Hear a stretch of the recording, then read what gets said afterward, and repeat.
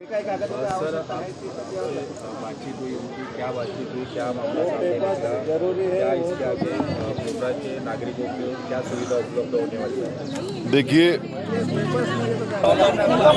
महिला व बाल कन्या योजना जो चल रही है, टोटल उसमें 11 स्कीम है।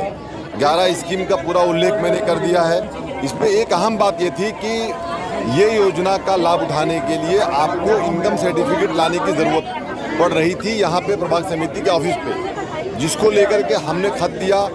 हमारे नेता डॉक्टर जितेंद्र अवार्ड साहब के आदेश अनुसार हमने खत दिया कमिश्नर साहब को, और कल कमिश्नर साहब ने ऑर्डर दे दिया कि आपको इनकम सर्टिफिकेट की ज़रूरत नहीं है, लेकिन जो येलो राशन कार्ड है वो राशन कार्ड पे आपकी इनकम 1 लाख के अंदर होना चाहिए।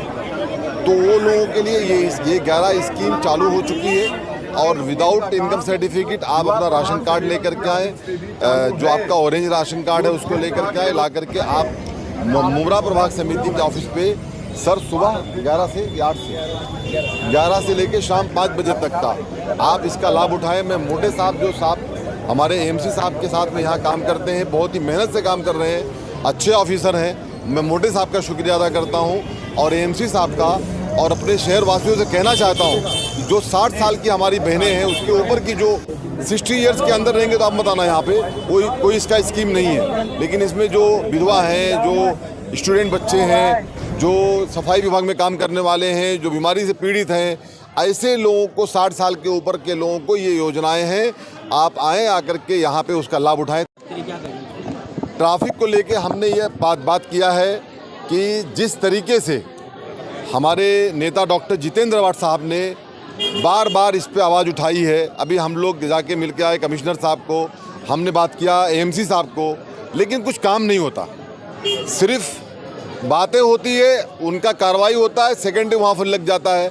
जो पीले पट्टे के बाहर के लोग हैं उनको हटाया जाए, जो अंदर है मेरा उनसे कोई ऑब्जेक्शन नहीं है, वो एक बार बाहर के लोग हट जाएंगे तो सेटल हो जाएगा।